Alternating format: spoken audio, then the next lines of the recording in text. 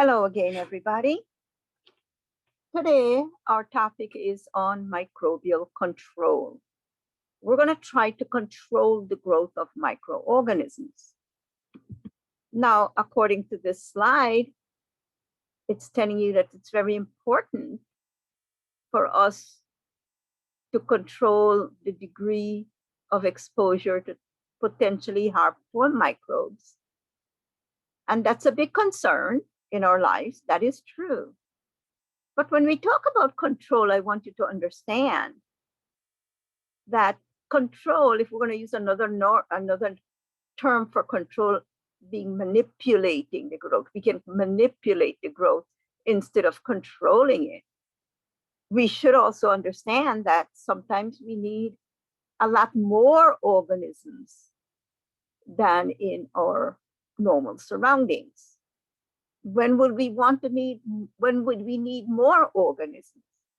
Well, obviously, if the organism is good and we want to use it, whether to make bread or to bake bread or to make wine or to make our cheeses, to manufacture yogurts and things like that, we'll want a lot of them. So many times when the organism is good for us, that we will want more. So we will want to increase the growth of these organisms. But in general, when we're dealing with pathogenic organisms that can affect us adversely, obviously, we're going to want to decrease the amount of growth. So please keep that in mind, because the entire topic of microbial control in microbiology basically will deal with decreasing the amount of growth. I just want you to understand that there are times when we need to increase the amount of growth too. All right, so methods of microbial control are designed to result in 4 possible outcomes: sterilization, disinfection, decontamination, sometimes we say sanitization, and antisepsis. So we'll talk about these words in a second, but I have a nice slide here for you that will actually cover all the things we're going to be doing today, controlling the growth of microorganisms. So we'll keep this slide in mind at all times.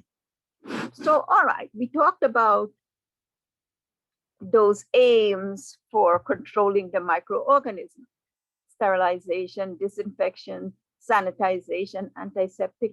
What are those?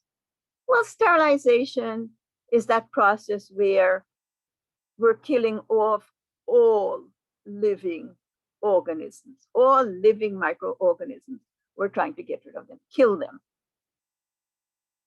Many times when we're doing sterilization, we're actually looking to see if that process, if we want to sterilize something, we want to see if that process can kill spores, bacterial spores. Because bacterial spores are some of the most difficult organisms to kill, cells to kill. And if we can kill those, then we know the rest of the load, whatever we're trying to sterilize, will also be okay. So usually that's our endpoint. So anything that could kill endospores will invariably kill all the other less resistant microbial forms. And so anything that kills bacterial spores will probably be considered what we call a sterilant. Disinfection and antisepsis should be carefully looked at and distinguished between the two words. Disinfection, we're reducing the number of pathogens on an inanimate object. Whereas antisepsis, we're doing the exact same thing. We're reducing the amount of pathogens on living tissue. Okay? And it says here killing microbes on living tissue, but it doesn't have to be killing. We are actually reducing the number of microbes or pathogens on living tissue. So the difference is one is used on inanimate objects, the other is used on living tissue. Decontamination, sometimes called sanitization. I think our slide is a little wrong there. You are actually making whatever surfaces safe to handle by reducing the number of microbes present. Sounds like the same thing. And it is, in a sense. We're reducing the number of microbes present too. But usually we talk about aesthetically making it cleaner or more pleasant to the eyes then. When we decontaminate, it's almost like disinfection, because usually they're contaminated surfaces you're trying to disinfect, but you're also removing any kind of debris and whatnot. So you're making it more aesthetically clean. Antibiotic is really an antibacterial agent, and we will have a whole topic on antibiotics. So I'm not going to go into the details of that right now. For now, it's just an antibacterial agent. It will kill or inhibit bacteria. All right. So we have some antimicrobials here, and there's a little explanation of what these things are and what do we mean by least selective agents tend to be effective against the widest range of microbes. It's almost like a broad spectrum agent that will have an effect against the widest range of microbes, whereas a narrow spectrum agent will have only selective effects, or on selective agents that will work only on maybe single or very few components. Now, all these, whether physical or chemical agents, they're targeting the microorganism in some way or the other.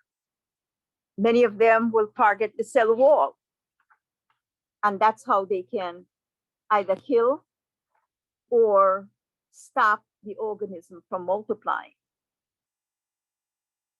Many of our chemical detergents and alcohols will actually affect the cell walls. Sometimes we're targeting the cell membrane. Again, some of our detergents will target the cell membrane. And then cellular synthesis processes. Some of your antibiotics, some gases like ethylene oxide, some formaldehyde, radiation will actually interfere with protein synthesis, or sometimes they will damage genetic material. And so that will stop the cell from going along its merry life. And that's what we're trying to do, prevent some cell function. A lot of heat will actually, heat, alcohol, and phenolics will denature proteins.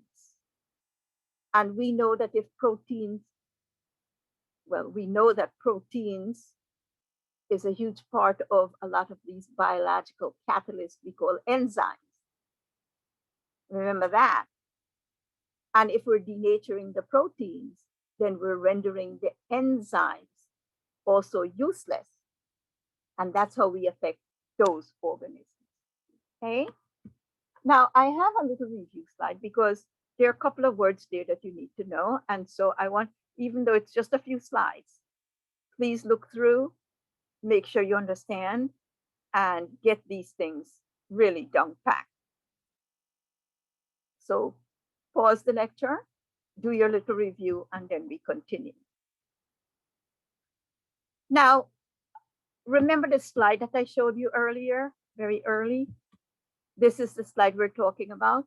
They're physical methods of controlling the growth of microorganisms, and they're chemical methods of controlling the growth of the microorganism. These mechanical methods, the filtration is actually a physical method of controlling. So we can stick that together with the physical methods, maybe not an agent, but the method of controlling. So yes, we are going to use physical methods and chemical methods of control. When it comes to physical methods, we're going to use things like heat. Let's go back. And we're going to use heat and radiation. And most of the time you're going to have, and filtration, of course. Sometimes we have dry heat and moist heat, radiation, UV light, the X-ray, and so on. And then chemical methods, we're going to do the other stuff there too. So we are going to go into the first part of it, which is using heat to control the growth of microorganisms. Now, when we say we're going to use heat to control the growth, we're talking now about temperatures that are usually either, if it's elevated, it's above the maximum growth temperature.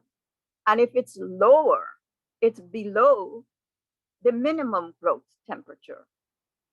Okay, when we did microbial growth, we talked a little bit about that. So you can go back to that lecture and see if you can figure out what's minimum growth temperature and maximum growth temperature.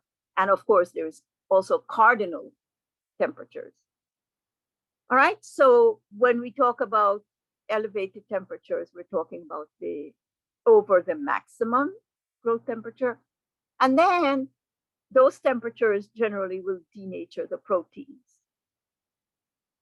Lower temperature are microbistatic. Static meaning they don't multiply. You're not killing them, but they don't multiply. When we have bactericidal or microbicidal, cidal usually say it's killing, but lower temperatures will generally be static, meaning you're not killing them. In fact, we'll learn later on that some of the lower temperatures, you will definitely be preserving them. So anyway, I have two terms there, the thermal death time and the thermal death point. It's defined there for you. Thermal death time, shortest length of time required to kill all the microbes at a specific temperature. And then the thermal death point will be the lowest temperature required to kill all the microbes in a sample within 10 minutes. Okay, so there is a difference. And those are two terms we use whenever we're trying to control the growth of microorganisms using heat. Now, there are two types of heat that we're going to use. We call one type moist heat, and the other one, of course, is the dry heat. Now, examples of moist heat will be boiling, when you're boiling, or you can use hot water. You're raising the temperature to boiling point. You're not really sterilizing because boiling does not really affect the spores. And remember, we need to kill bacterial spores before we can say we're sterilizing. So boiling generally for 10 to 15 minutes or so generally is not enough to kill spores. But it's very useful when we need to decontaminate water.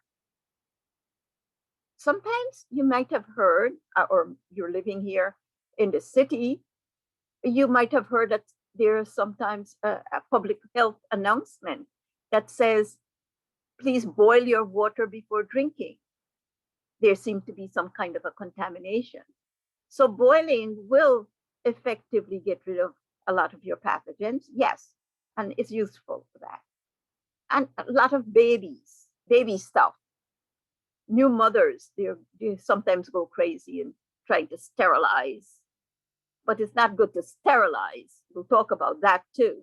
You need maybe to disinfect, decontaminate maybe, but sterilizing may not be a good thing because the baby needs some not pathogens, but some organisms to develop the immune system. Clothing and bedding and things like that. When you might have heard the frontline workers throughout the year, throughout the pandemic, I should say, and they're still working at it. They're dealing with patients and patients with the COVID virus. So they got to be very careful, not to take the virus home to their families. So regardless of how well you try and how hard you try in a clinical setting, it's still a good idea to come home, peel off your clothing that you use outside of the house, and then use very, very hot water to launder the clothes, or sometimes people boil them. Not a bad idea. And a lot of people prevented spreading the disease just by being that very careful. Pasteurization, you heard of Louis Pasteur? And I remember telling you that Louis Pasteur tried to save the wine industry in France because the wine wasn't like nice alcohol in the end. After the process, it was like what they called bitter wine at that point. It was more acidic, not alcoholic. And so he was able to save that. And he developed the process of pasteurization, what we know as pasteurization, to kill those unwanted organisms in the wine. Nowadays, we hear about pasteurization a lot. Usually we hear about pasteurized milk. Many of our juices and beer, they're also pasteurized. Two methods we could use. We can heat up the material 63 degrees, usually 62.8. I rounded up to 63 for a half an hour, or 71.6. I rounded up to 72 for 15 seconds, what they call flash pasteurization. Now, you're not sterilizing again when you pasteurize. You're getting rid of a lot of potential pathogens, yes, but you're not sterilizing. And if you think about it, when you buy your milk, a carton of milk in the store, without even opening that carton, you leave it long enough, it's going to spoil. Why is it spoiling? Because there are still organisms in the milk that will keep on multiplying, eventually will cause it to get sour and spoil. Okay, so no, when we pasteurize milk, we are not sterilizing. Now, autoclaving, maybe you haven't heard about that word, but autoclaving is like steam under pressure. If you're in a clinical setting, I'm sure you heard of autoclaving, but if you're not, sometimes even in your labs, whichever lab you're in, whether it's dental hygiene lab or some of the labs well, you don't have too many labs in the nursing department, but when you go to a clinical setting, you probably hear about how they sterilize hospital garbage. And what they frequently use is an autoclave.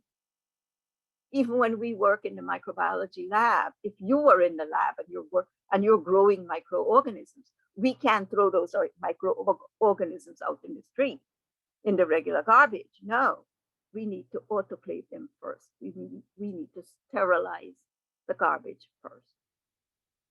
And autoclaving will achieve sterilization. In a clinical setting, like I said, it's steam under pressure. It's almost like a huge pressure cooker.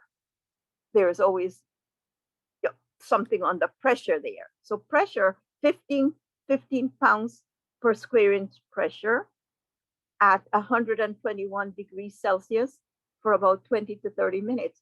In a hospital setting, we usually do the 30 minutes just to be on the safe side. But yes, even 15 minutes sometimes could achieve sterilization. But again, we need to make sure that we check these things out. And one of the ways we check to make sure that we're killing is to test the sample out and make sure nothing is growing. Once nothing is growing under ideal condition, we know that we have killed it. The other heat method is the dry heat method. And the dry heat kind of dehydrates the cell, removing the water. And if you're removing the water and you're drying up the cell, that cell will not go through metabolic processes and definitely will die. They also, with heat, you denature the proteins and you're affecting a lot of enzymatic activities there too. Now, sometimes heat can be good for the organism, but we're not going to get into that because it's a little bit more of biochemistry that's involved there. At very high temperatures, you're oxidizing the cell and you're actually burning them to ashes. And I think I have on the next slide some examples of dry heat method, the open flame or incineration, when you're burning something. It is the most rigorous method because if you use a Bunsen burner at the hottest spot in the Bunsen flame, you could reach up to 1870 degrees Celsius. That is very hot. In fact, we melt the glass. Sometimes we will melt glass using our Bunsen burner in the lab. And like I said, when you're doing that kind of rigorous heating and burning, all you have left in the end is ashes. The only thing that I need to caution you about, in case we get back to the lab at any time, which I doubt, not for this semester anyway, is that when you put stuff in the flame, the Bunsen flame, let's say you have a loop full of organisms and you want to kill all those organisms. In the end, they will become ashes, yes, but the minute you put them in the flame, you might have a little splash. So it might splatter a little bit. And that's not a good thing. You don't want that to happen because it could splatter at your own self and contaminate you or areas around you. So you got to be careful about that. Nowadays, in some of the modern labs, instead of having an open flame, they have like an enclosed incinerator where you can stick the loop and the needle in and there's, no risk of splattering, the organism splattering on you or in the area that you're working. But yeah, a lot of people insist on wearing goggles whenever they're doing microbiology and they have to use a Bunsen flame for that reason. Okay, so that's one of the cautions I thought maybe I'll let you know about. And then, of course, we have hot air ovens where you can bake things, usually 150 to 180 degrees Celsius for 2 to 4 hours can kill spores, meaning you can sterilize. But it's a long time, 2 to 4 hours, and it depends on the material and how exposed it is to the heat. If it's a very thick bundle, obviously you have to get to that center to reach 180 degrees, and it's hard to do that sometimes. You will need to expose it for much, much longer. So when I'm saying 2 to 4 hours, then we have to take into consideration the amount of material we are going to expose to that or bake for that long period of time. It is very good though, a very good use, and we use it all the time in the lab. It's good to sterilize glassware, test tubes, flasks, whatever we use in the lab, and we need to sterilize them again. It's very good for that because you're actually drying up this material and then heating it at the same time. So organisms will not survive on a glassware or a flask or a cylinder, measuring cylinder and things like that. Obviously, you cannot use the heat if it's going to be something that's going to melt in the heat, like plastic. So you got to worry about the nature of the organism we're trying to disinfect or sterilize. All right, so we go to the opposite, the effect of cold and desiccation. Cold meaning we're lowering the temperature, taking away the heat. Desiccation is basically drying it up. And we said before that if we're drying up the organism, a lot of times we'll just kill them because they're not going to go through metabolic processes. Now, we have been able to use, if you're using, let's say you want to preserve the food, let it last a little longer. You want the shelf life to be a little longer. You just cook your food and you finish eating and you have some leftovers. You don't want it to spoil. You stick it in the refrigerator. And refrigerator is very good. That temperature is good to actually slow down the growth. You're not killing. That's static. Bacteria is static. You're not killing them, but they're not going to multiply. And because they're not multiplying, your food could last a little longer. All right, the same thing for freezing. It is not killing or destroying the microorganism. It's just preventing them from multiplying. They're still there and they're alive. There are times when we use temperatures -70, that's very low, -70 to -135. And that can preserve bacteria and viruses and whatnot for very long periods of time. Desiccation, drying up, some fragile organisms like Treponema pallidum that causes syphilis and Neisseria gonorrhea that causes gonorrhea. After a while, you expose them to air, they will actually die. We'll talk later on about some sexually transmitted diseases. And many times, the Board of Health, if you go to the Department of Health and they're going to treat you, but they will ask questions.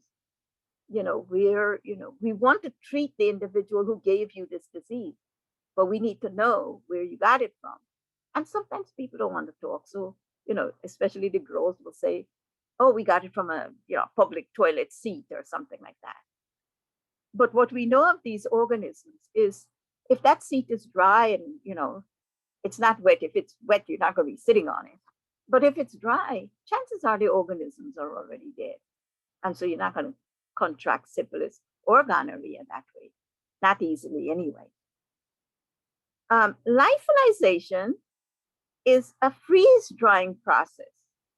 And that process can preserve organisms for years because you're doing it in a way, yes, you're drying up the organism, you're not killing them, and then we make them in such a way after you freeze dry them, then they become like little pellets, little powder or powdery stuff.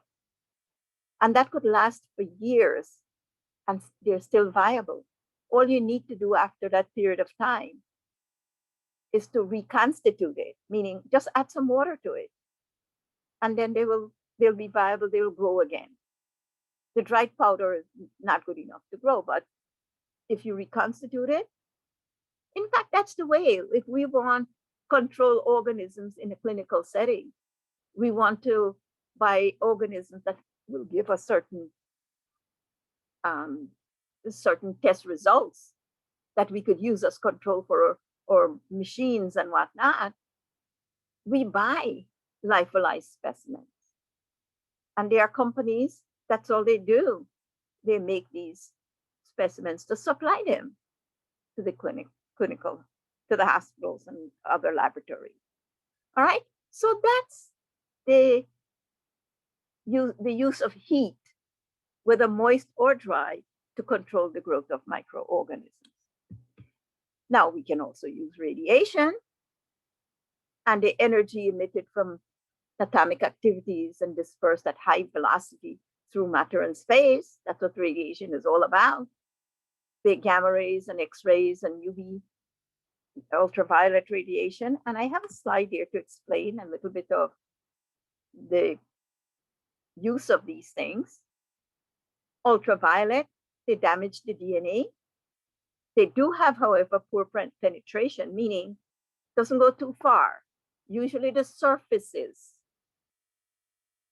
In fact, I don't know if you know it, but if you happen to be in an operating room in a clinical setting, in a hospital, for example, as they're doing the operation, the regular light is on because they need the light to do the operation. But once it's over, the patient is out and everybody else is out. Usually when you walk out the door, you turn the light off. In an operating room, once they clean up and they leave, when you turn the light off, the regular light, the UV light comes on. That's the way it's programmed to do. So it's set up that way that the UV light will come on. So as long as the operating room is not in use, there's UV light that's on this, all over the surfaces of everything. And that can be very, very helpful in disinfecting the whole area. Nowadays, I understand, I haven't seen it yet, but I understand that they're using UV light on patients' rooms also. A lot of times after the patient leaves, before another patient comes in, they will kind of disinfect or sterilize the whole area using radiation. And that's a good thing. That's a good thing. And then you have gamma rays and X-rays. Okay, and you know that these things, radiation is not very safe for you when you do an X-ray. For example, you're going to the dentist and they're doing an X-ray, or you go to the hospital and they want to do a chest X-ray or something like that. Those individuals doing the work, they're not exposed to these rays because they can be very dangerous. And when you're in a hospital and they're doing an X-ray, they go behind a lead metal wall, which is a shield for them against the radiation. They're exposing you to it, but they're protected from it. When you go to the doctor, the dentist that is, and do X-ray in the mouth, don't they usually put like a little apron around your chest, a very heavy lead apron, and that is to protect the rest of you. Expose your mouth to the X-ray, but the rest of you will be protected. And so that's the danger behind radiation. You need that shield. Filtration. Now, filtration is one of those physical methods, and we talk a little bit about filters when we were doing the virus, when we were finding out that viruses, are filterable. And remember when Louis Pasteur and his colleagues, they developed a filter to make sure that the pores are small enough to reap even bacteria. And they felt that they're sterilizing liquids and whatnot using these filters because the pores were so small. And then it was found out that no, they're not. There is still something there that could cause infections, turn out to be the viruses. And yet for all, remember, I don't remember the name, Elroyd or Elford. I think that was I think it's Elford, who used some cellulose filters and said that viruses are about 1 nanometer in diameter or in length. Okay, so yes, you can use filtration these days for just about anything, including viruses. Now, you probably will not have a chance to use filtration to filter viruses or even bacteria and sterilize things that way. But in your own homes, you've used filters a lot to help get rid of some organisms. How many people have maybe one of those, what they call them, the Brita filters, where you can filter your own tap water instead of buying bottled water? A lot of people do that. They filter their own water. You use filters in your home sometimes. Many people who are very susceptible to allergens, they get allergic reactions a lot. There's dust in the air, mites, wherever. They use filters in their homes, HEPA filters, to usually kind of filter the air in the house so you can breathe in purer air. So filtration has been in use. But yes, when you filter something, you're either filtering air or liquids. Obviously, you're not going to be able to filter anything that's solid, but you can reap solid out of the liquids, of course. The only thing about filters, and one of the mentioned there, is that if something is soluble, then it's dissolved in the liquid, and hence it will not, you cannot remove it. And they specifically mentioned some toxins, soluble toxins, you won't be able to filter out. You can filter the bacteria that produce the toxins, but not the toxins themselves. So that would still be the toxins could still be causing diseases. Then osmotic pressure. If you add large amounts of salts or sugars to food, that's a way to preserve food, because then it creates a hypertonic solution environment, and the bacteria will shrivel, causing plasmolysis, and then now they can multiply. And if bacteria can, or organisms, I shouldn't say just bacteria, but organisms cannot multiply, then you're not going to have spoilage of food. In fact, long before the advent of the bacterium, long before people knew, yes, there were bacteria there. There were nothing like refrigeration or anything like that. But people were still preserving food by drying. You heard of dried fish, or salting the fish, salted fish. Smoking is another way to preserve. And how many of you grow a lot of your vegetables in the summertime and try to pickle them so you can use them later on? It's a way to preserve. And the people didn't even have to know microbiology then. But they knew that these methods do work to preserve foods so they can use them, they can have them for longer periods of time. All right, here's a little review.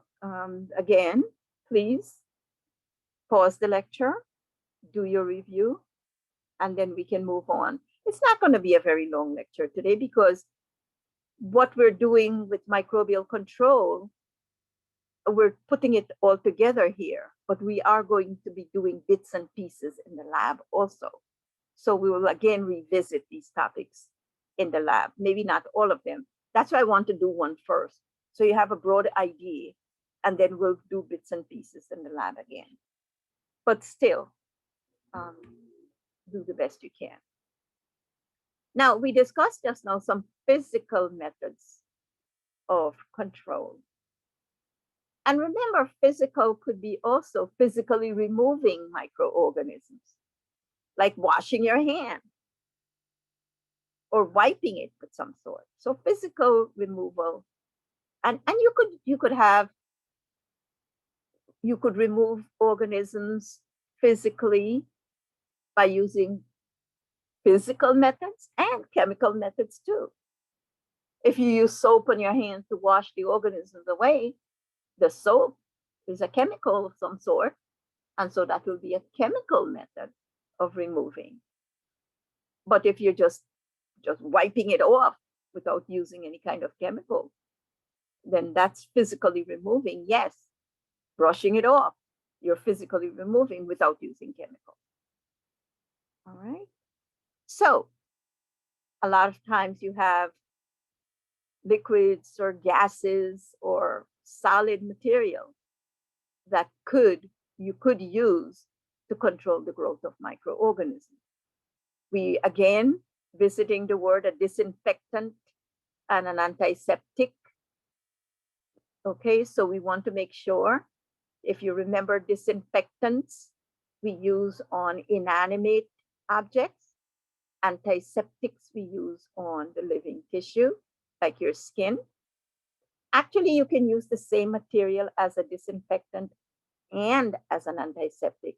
It's the way you use it that will dictate whether you're calling it a disinfectant or an antiseptic. All right?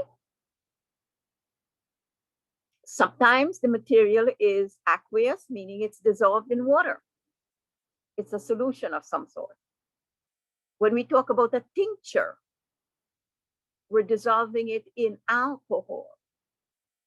A tincture of iodine, for example, which is a good antiseptic, a tincture of iodine. It's really iodine mixed in alcohol. Okay. And when we're selecting a microbicidal chemical, you need to worry about a couple of properties of that chemical. You know, what is it that you're looking for? What's the end game here?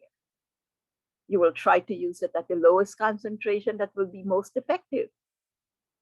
You don't want to kind of overdose it. How is the shelf life?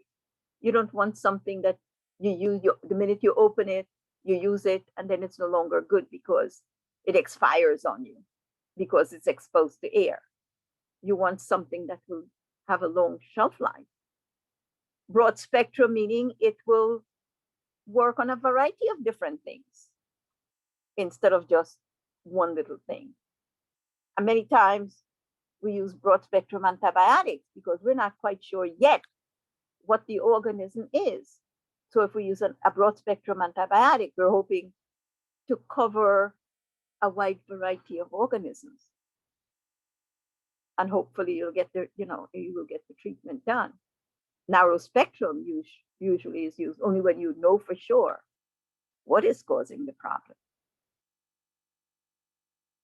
All right, so resistance, we'll talk a little bit about when we do antibiotics, because yes, a lot of these things, not just antibiotics, but a lot of the chemicals that are controlling the growth of microorganisms could be effective one day, and then the next day you turn around and they're not working anymore because the organism has developed some resistance to it, and so it doesn't work anymore.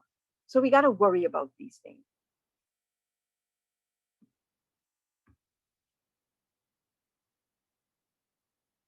All right, some factors affecting the germicidal activities of these chemicals: the nature of the microorganism being treated. Like everything, like every other living organism, some organisms are a lot tougher to kill than others. So we want to know what organism we're dealing with. Mycobacterium tuberculosis, for example, the cause of TB, might be a little harder to treat than your regular E. coli. The nature of the material being treated. Where is this organism? Okay. Is it internal? Is it external? How long can we expose it? Is it going to cause damage? What's the degree of contamination? Meaning, how many organisms are we dealing with? Obviously, the larger the number of organisms, the harder it is going to be to control the growth. So when we talk about the degree of contamination, we're talking about really the number of organisms there. Exposure time.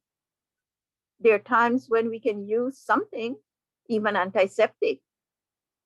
Let's say use an antiseptic to clean an area on the skin. And if you can clean the area, give an injection, and then wipe it out again, that's one thing.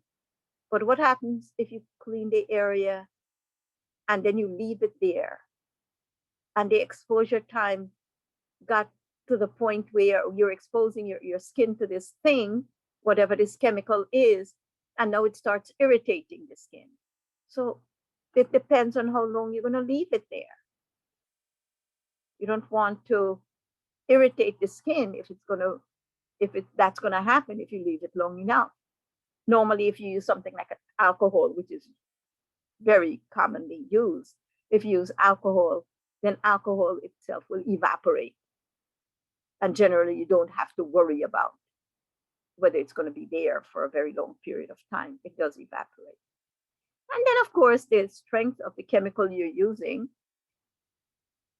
And by that, I mean, how diluted is it? Sometimes you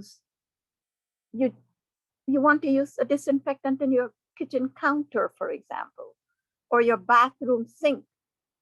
You're going to use bleach. Now, some people will dilute the bleach first. They don't use it concentrated like you're buying from the store.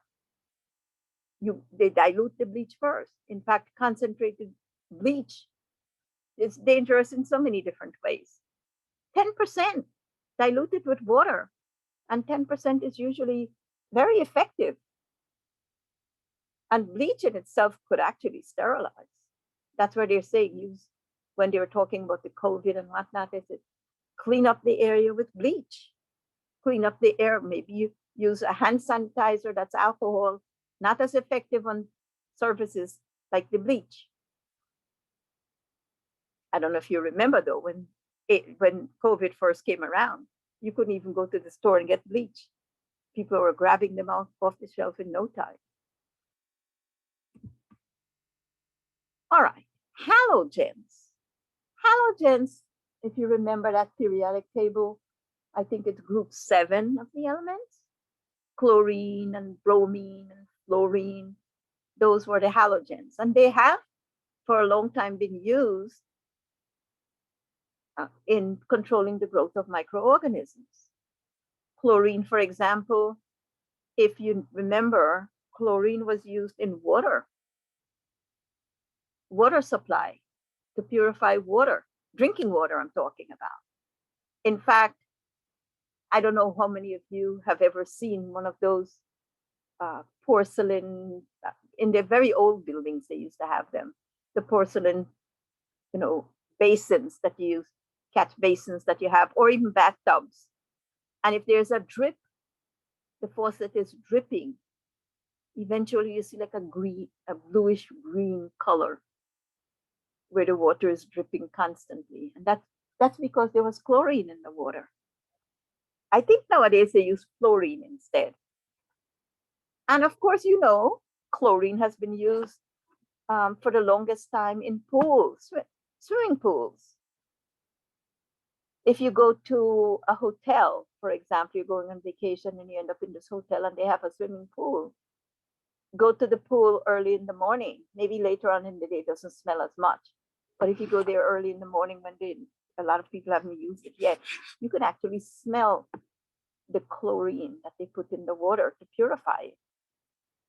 Because remember, it's going to be a public pool. A lot of different people that you don't know and people from every walk of life will be, bathing in the pool or, cooling down in the pool. You don't know what they have on them or in them. And so to protect the public, usually they disinfect the water by adding chlorine to it. Iodine, you might have heard of that too. Many times you use iodine as an antiseptic. Tincture of iodine, we talked about, betadine solutions and those kinds of things. They use them usually as antiseptics to clean up the area, especially during surgery. Usually if you go to the hospital and they're going to give you like an injection, maybe a vaccine of some sort, they clean up the area, disinfect your skin with the alcohol. But when you're going for surgery and whatnot, they use a little more effective antiseptic. And a lot of times it's iodine mixed with something else. Betadine solution, tincture of iodine, chlorhexidine and things like that. Most of them do have a little bit of iodine in there. Now, fluorine, like I said, you could have fluorine purifying water, drinking water these days. But you might also have heard of, fluoride toothpaste. Yeah, they do have a lot of fluoride toothpaste out there. So all those are uses for the halogens. Alcohols, like I said just now, alcohols are very good antiseptics also. And they denature proteins. They disrupt cell membranes sometimes. Most of the time we use ethanol. Methanol could be used too, but a lot of times it's ethanol or sometimes isopropyl. In fact, if you go buy rubbing alcohol from the pharmacy right now, they'll probably give you the isopropyl, 70% isopropyl alcohol. And it's a very good disinfectant. Some people use it as a gargle, but most of the time It's a disinfectant or an antiseptic.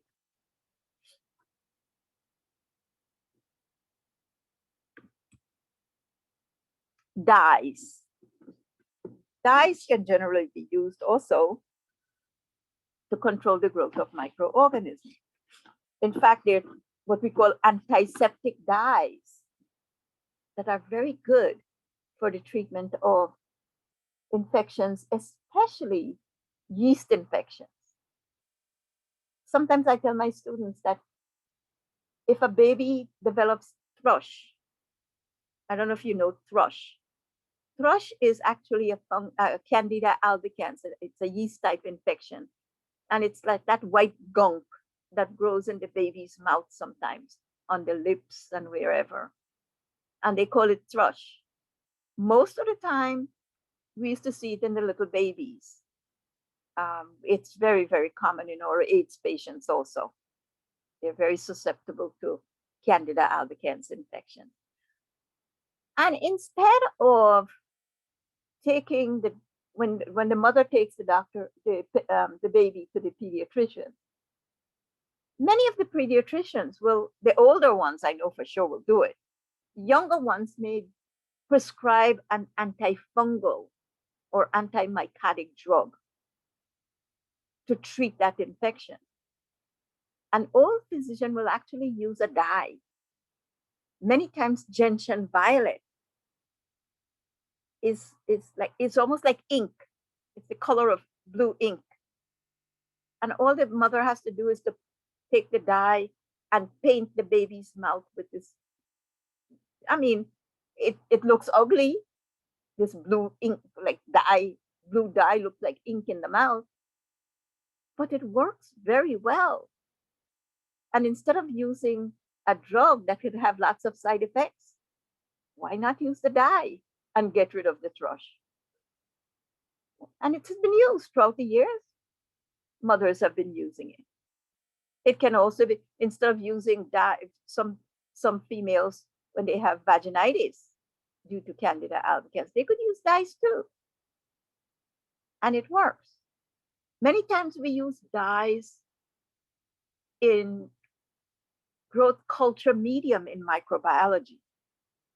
If we want to select what organism we want to grow, we can inhibit the rest of them by using certain dyes. And when we get to class, you'll be seeing what I'm talking about. In fact, maybe within the first week, we'll be using some dyes to prevent the growth of certain organisms and allow others to grow. So yes, dyes can be antimicrobic also.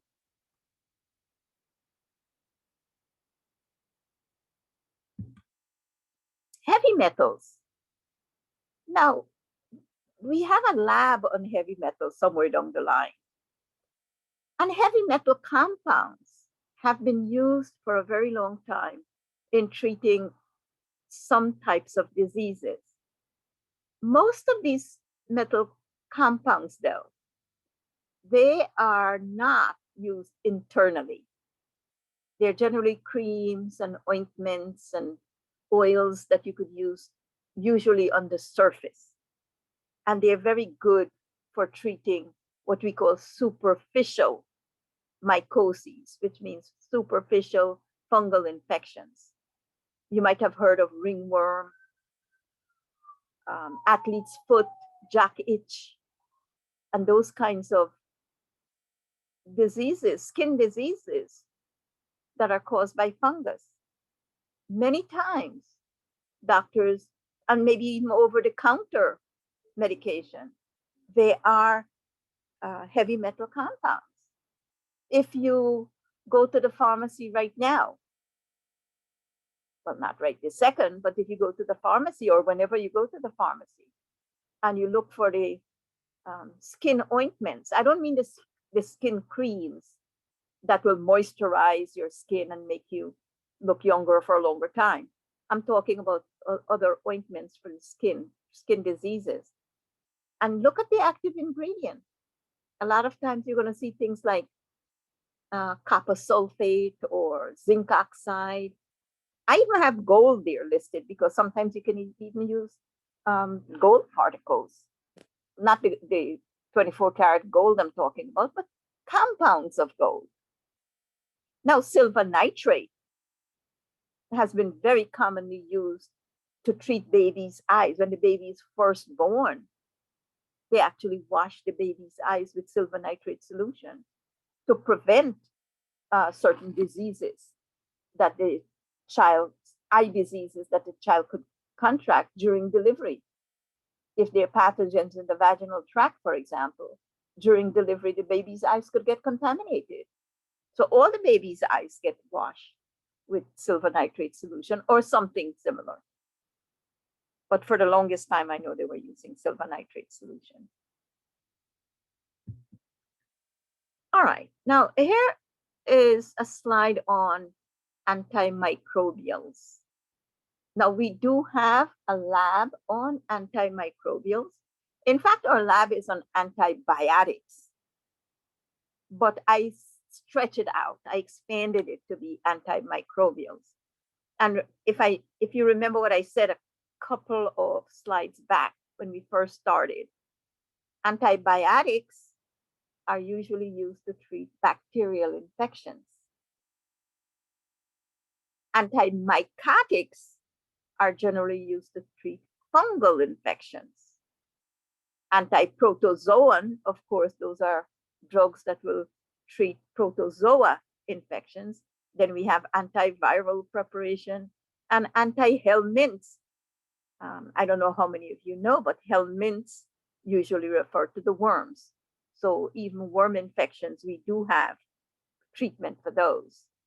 So those we will talk about. So I don't want to extend this little talk on microbial control too much because I want to make it nice and short so you will remember at least the broad idea. And then when we start going into the details in the lab, I will be referring to this part again. All right, so that's why I didn't want to go into the details of the antimicrobials. Gases could be used. Ethylene oxide is the only one that I have there for you. But ethylene oxide is a sterilant. It will really take care of all the spores and vegetative cells and whatever it is that you have there. And you use gases. It's a toxic gas actually, but you use this gas, ethylene oxide gas, to sterilize things that you cannot sterilize any other way. For example, there's some plastic you can't use heat because you're going to melt them. You can't put them in the autoclave. They're going to be melted. There are other things that will be destroyed by other chemicals. So you don't have choices but to use gases that will preserve the material and still sterilize. And like I said, you expose the material a lot of times. I'm thinking of very delicate instruments in a clinical setting, surgical supplies, medical devices like tubings and whatnot. You just can't, plastic tubings that you can't sterilize. But if you expose them to the ethylene oxide gas, you can sterilize them that way. And then normally what happens after so much time you expose them to the ethylene oxide gas, then you change the gas and instead flush them out with oxygen gas.